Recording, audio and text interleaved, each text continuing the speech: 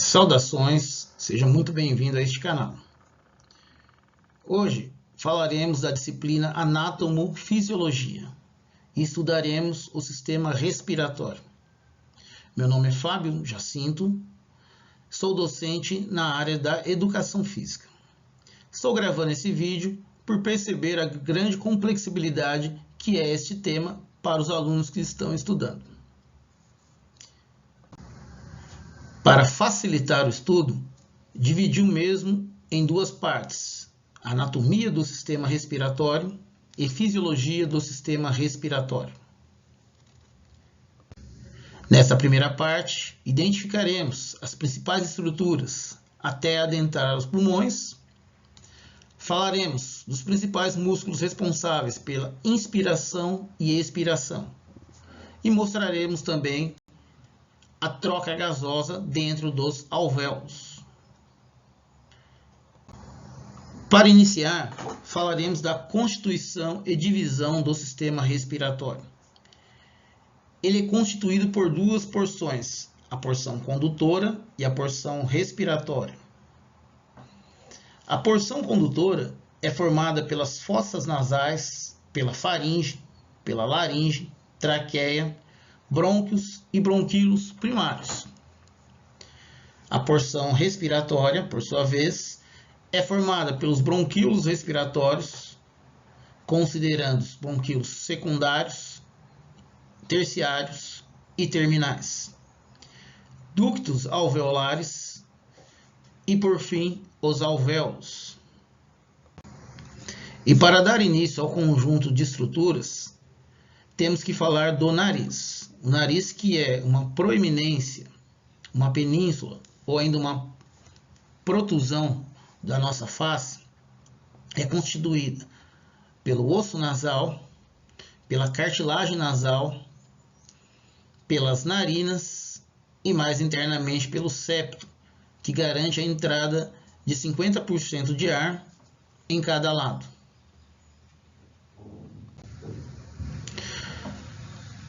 Logo mais, no início do nosso nariz, temos as fossas nasais e também a cavidade nasal. Dentro da cavidade nasal é o local em que existem células especializadas na fabricação de muco e também é recoberta por diversos pelos. A cavidade nasal é considerada o filtro primário, é o local onde a poeira e partículas indesejadas são barradas pelo nosso organismo. E logo mais temos a faringe, que é um ducto, que é o início de um ducto que leva até os pulmões.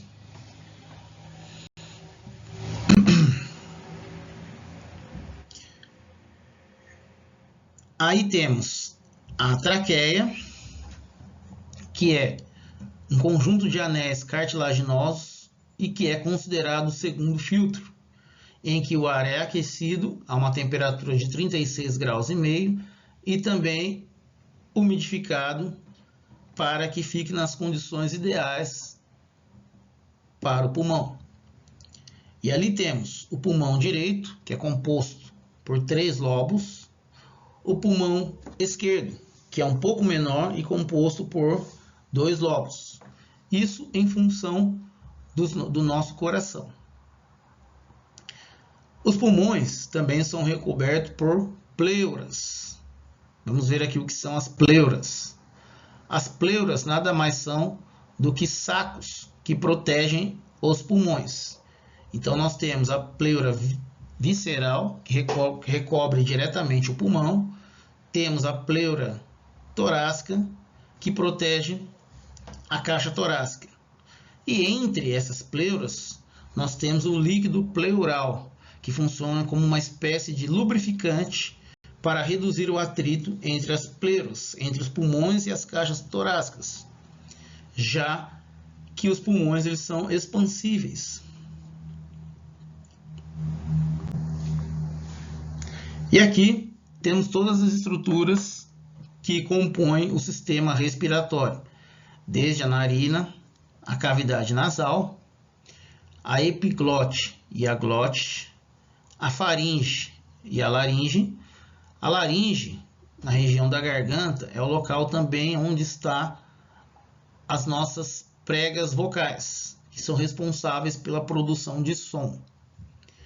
A traqueia se ramificando para brônquios primários, os pulmões e, por último, o músculo mais importante, né, no sistema respiratório, que é o diafragma.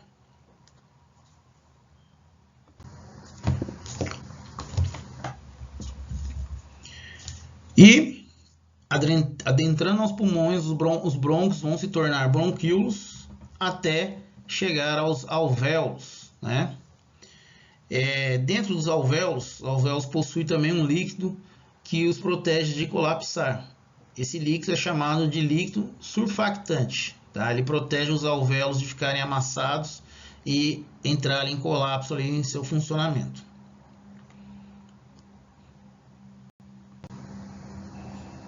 Aqui vemos mais de perto um dos pulmões. Então observamos que o brônquio primário ele reduz de tamanho, se tornando brônquio secundário. Reduz mais um pouco ainda, se tornando brônquio terciário, até se tornar um bronquíolo, né? E por último, antes de entrar no alvéolo ali, ele se torna o bronquíolo terminal.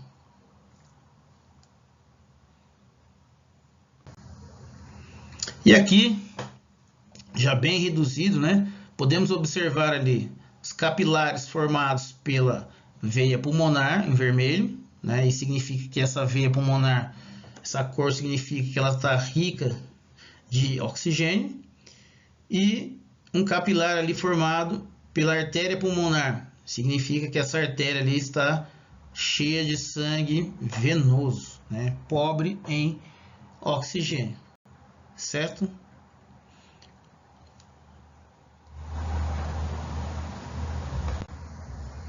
E aqui chegamos aos principais músculos, os principais ou todos, né, envolvidos ali no sistema respiratório. Então, de início temos o esternocleidomastoide, são os músculos laterais localizados no nosso pescoço. Temos os músculos escalenos, né, que está na clavícula, na primeira e segunda costela, de cima para baixo, né? Temos os intercostais internos, temos os músculos serráteis, que não aparecem nessa figura, né? Estou falando dos serráteis anteriores e posteriores, também auxiliam na expansão da caixa torácica.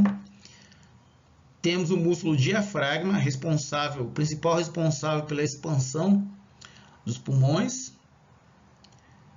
Temos os intercostais internos. E por último temos o músculo reto abdominal, certo? Agora aqui na próxima imagem eu vou mostrar para vocês como que esses músculos funcionam em cada etapa da respiração, ou seja, da ventilação.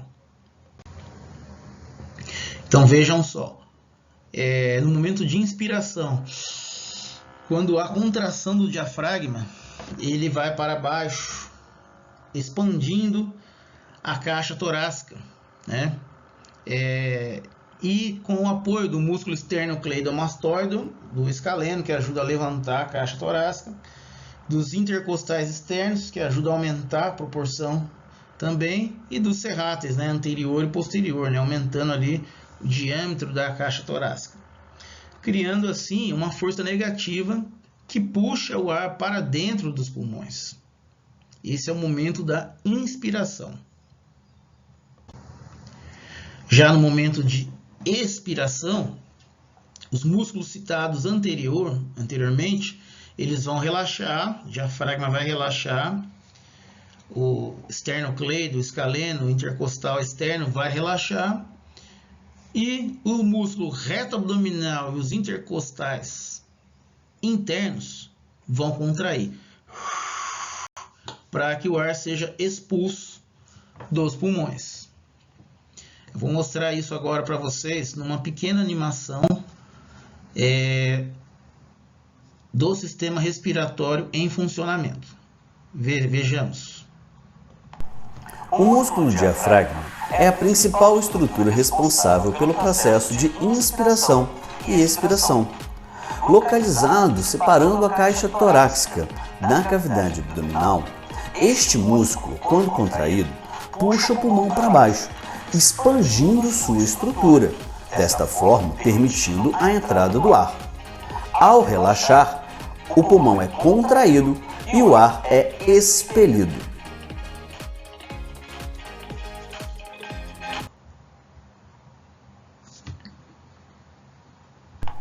O músculo diafragma é a principal estrutura responsável pelo processo de inspiração e expiração, localizado separando a caixa torácica da cavidade abdominal. Este músculo, quando contraído, puxa o pulmão para baixo, expandindo sua estrutura, desta forma permitindo a entrada do ar. Ao relaxar, o pulmão é contraído e o ar é expelido.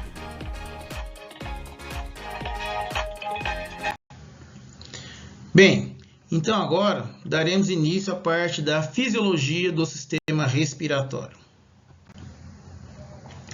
Iniciando pela hematose. O que seria a hematose? Hematose é o processo de troca de gases dentro dos alvéolos. Realmente ali é o local onde está acontecendo a respiração. Somente dentro dos pulmões podemos dizer que ocorre a ventilação. E dentro dos alvéolos ocorre a respiração. Então é o momento em que nosso corpo capta o O2 pelas hemácias e expele o CO2, em sua maior parte pelo plasma sanguíneo, mas também em alguma parte pelas hemácias também. E isso ocorre por difusão simples. O que seria difusão simples? É o momento em que tem mais pressão de uma certa substância em um local e essa maior quantidade passa para outro de menor quantidade. Então, no momento da inspiração, quando puxamos o ar ali, o ar chega até os alvéolos, nós temos uma pressão menor de oxigênio dentro do nosso sangue. Então, no ambiente e dentro dos próprios alvéolos, a pressão de ar está maior, a pressão de O2 está maior. Então, ela é difusa para dentro do sangue por meio das hemácias.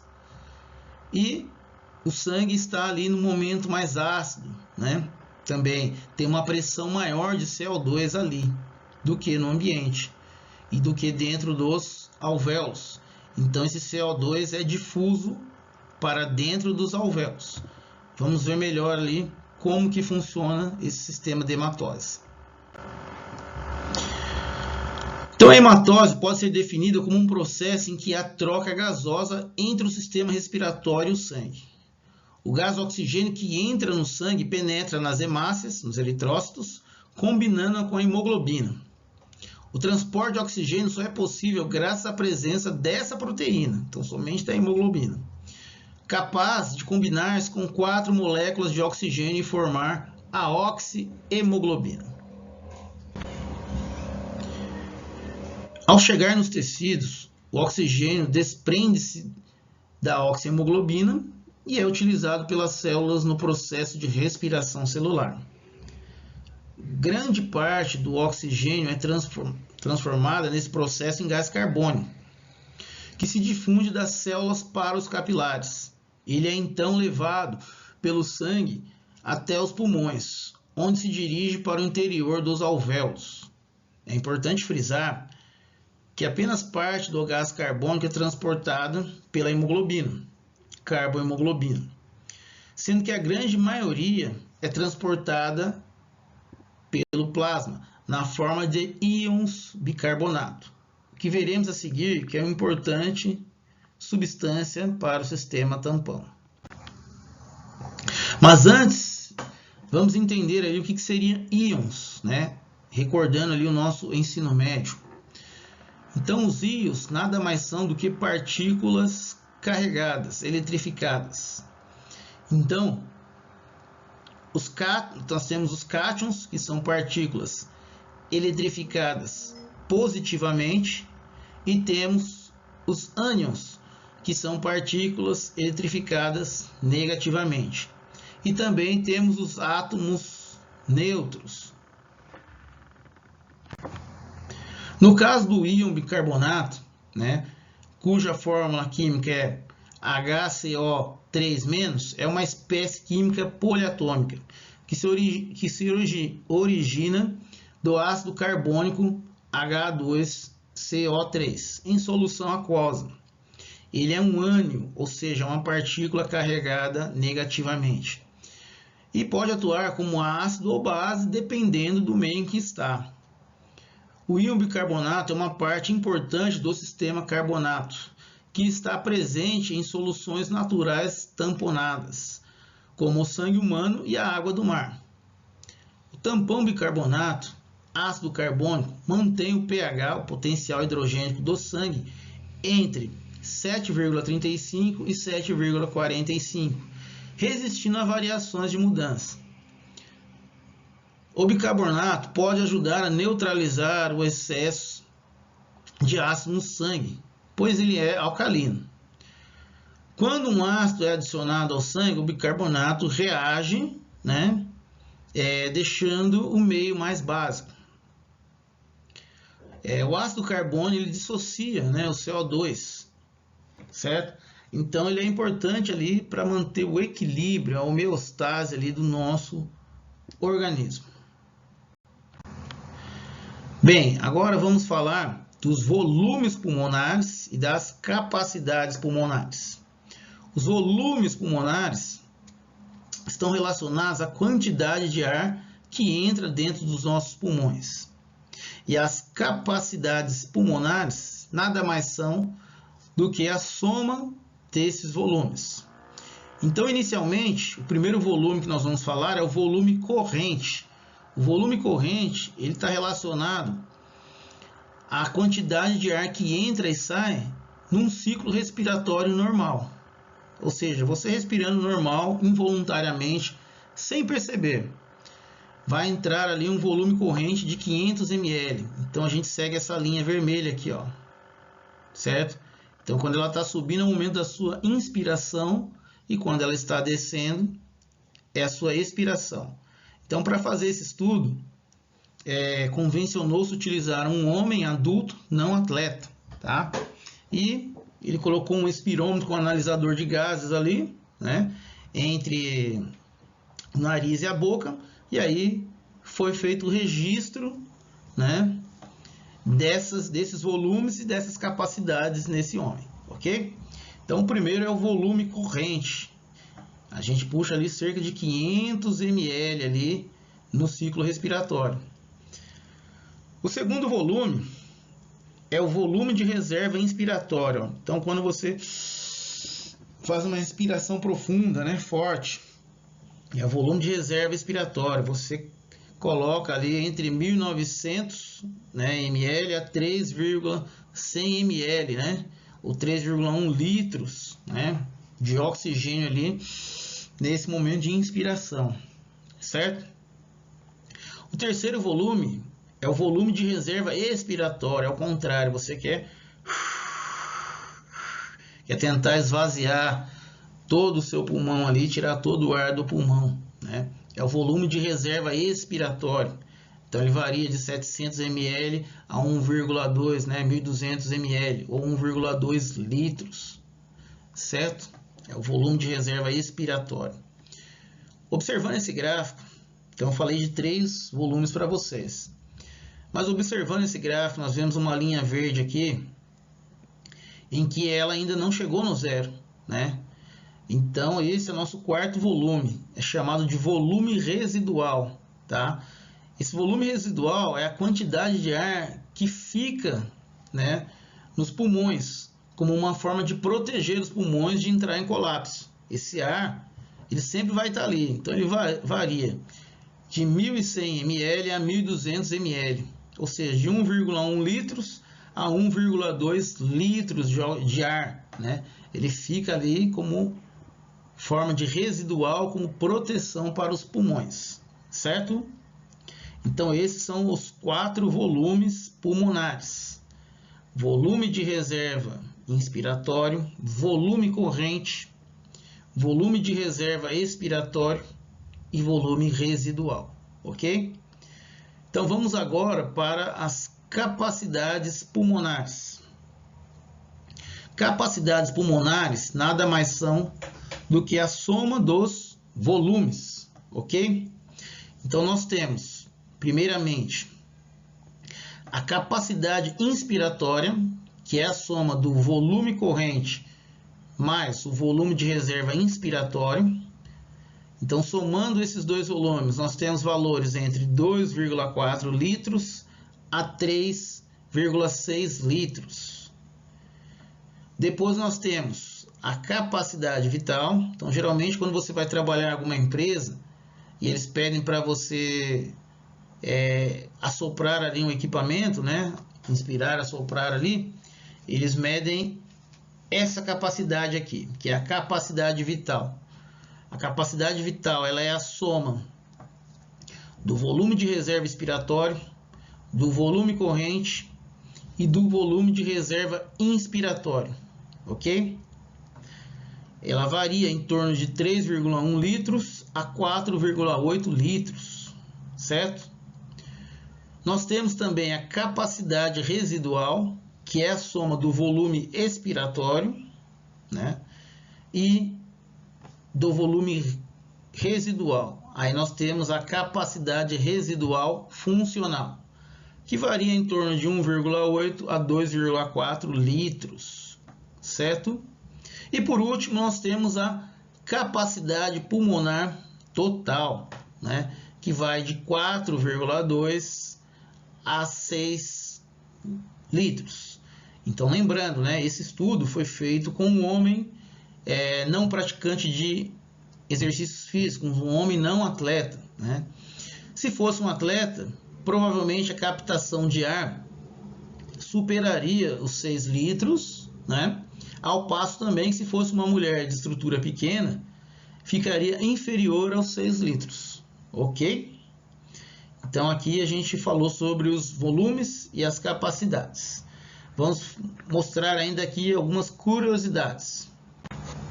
Então aqui nós temos a frequência respiratória, né? É quanto completamos por minuto um ciclo respiratório. Então em um minuto fazemos isso em torno de 12 a 16 vezes, certo? Essa frequência respiratória é chamada assim universalmente. Contudo, poderíamos chamá-la também de frequência ventilatória, seria um termo mais adequado para o que a gente está estudando e colocando aqui. Porém, universalmente, a gente tem que aceitar que é frequência respiratória, certo? E aí, por meio dessa frequência respiratória, a gente consegue calcular o volume minuto, volume de ar que entra em nossos pulmões, né, por minuto. Para isso, utilizamos a seguinte fórmula: frequência respiratória vezes o volume corrente. Então, temos ali 12 vezes 500. E o valor que obtemos é 6.000 ml, ou 6 litros, ok? Então, 6 litros por minuto é a quantidade de ar que entra dentro dos nossos pulmões. E desse ar que entra, pessoal, apenas 21% é oxigênio de fato, tá? O restante é nitrogênio e outros componentes. Então, o que queremos aproveitar aí, né, é esses 21%, ok? E quando o camarada tem uma frequência respiratória abaixo de 10 RPM, né? RPM que significa respirações por minuto, a gente fala que ele possui uma bradipneia, certo? Ele respira muito devagar, às vezes até com intervalo. Ao passo que se o camarada respira acima de 22 RPMs, né? Ele está em taquipneia, ok? Então essas foram curiosidades que eu quis trazer para vocês. Agora, para concluir o nosso estudo, vou falar um pouquinho das principais doenças, né? Não vou me aprofundar, mas eu vou citar as doenças que acometem ali o nosso sistema respiratório. Vamos lá. Então, as doenças. Nas vias superiores, ou seja, do pescoço para cima, nós temos gripe, resfriado, rinite e rinocinusite, que seria a inflamação ali dos seios nasais. São partes ocas da nossa cabeça, né, no nosso crânio ali, que são chamadas de seios nasais. E abaixo do pescoço, né, que são as chamadas de vias inferiores, nós temos a gripe, a pneumonia, a asma, a bronquite e a bronquiolite, né, que acomete bastante as nossas crianças. E não estou citando aí, mas também temos o novo coronavírus, né, que também é considerado uma doença respiratória. Bem, espero que vocês tenham gostado. Nós estamos encerrando por aqui. Essa aula foi apenas uma pincelada sobre o sistema respiratório. Poderíamos falar com muito mais detalhes sobre esse sistema, certo? Com muito mais situações que acometem o sistema, né? Mas essa aula é voltada para o público da educação física, certo? Das pessoas que cursam graduação, né? Tanto licenciatura quanto bacharelado em educação física. Ok? Espero ter ajudado e até um próximo vídeo.